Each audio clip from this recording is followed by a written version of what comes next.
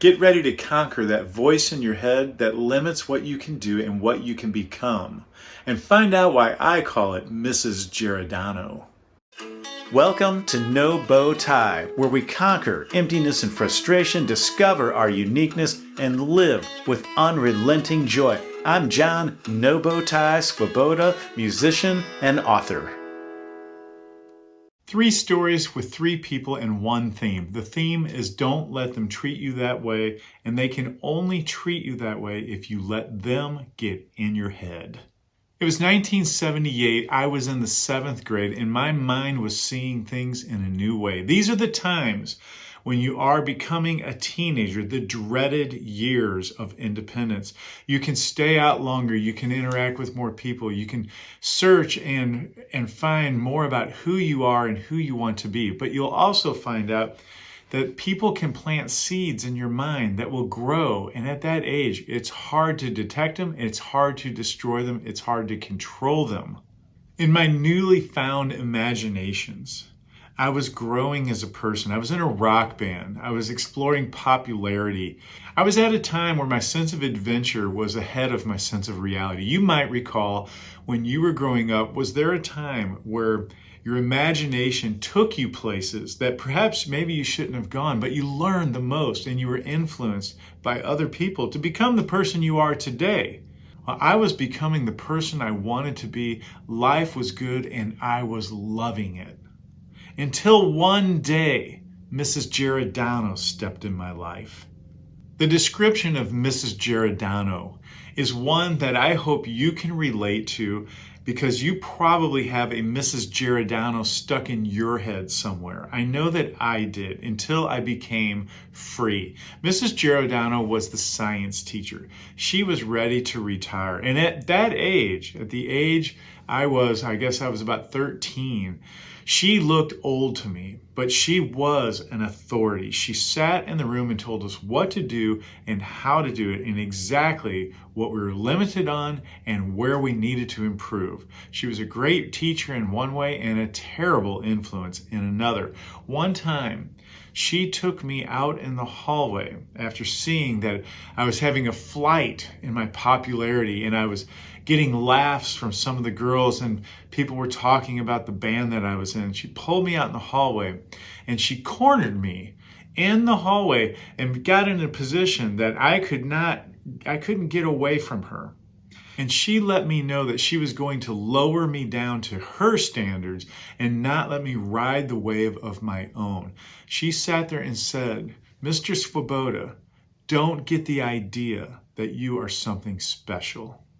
The thing I remember most about it was that she said it loud enough for the whole class to hear. And I heard the classroom get quiet.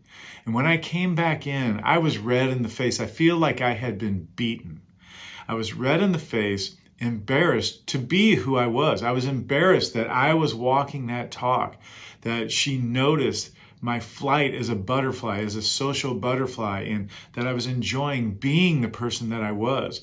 But immediately I knew that I was going to have to suppress that in order to connect and to be accepted in that classroom according to what she saw me as.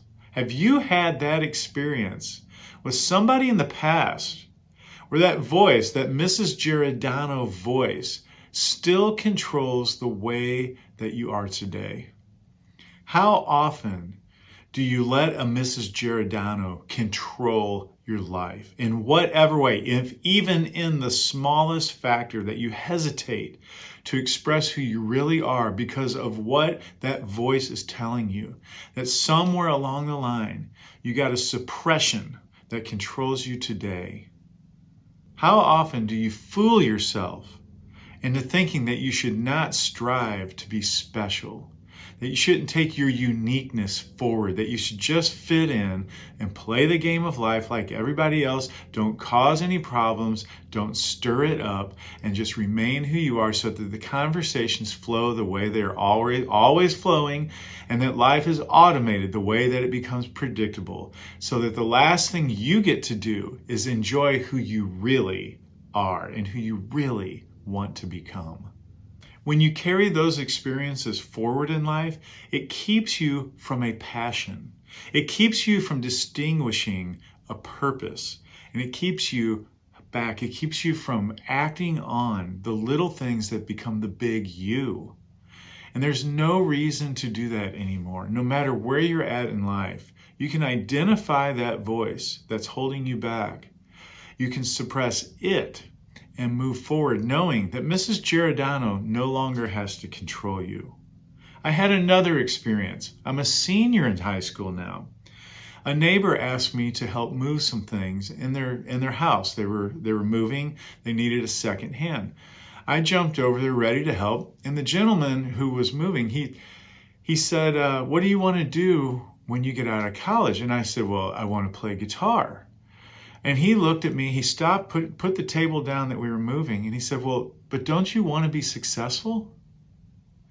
Another Mrs. Geridano plants a seed in my mind, and the first one is made bigger, thinking that adults know what they're talking about in the way of life. And I'm a teenager still, believing it. Have you had that experience later in life where a teacher, somebody at the church, or somebody in your family purposely kept you from becoming the best that you could become? And now you know.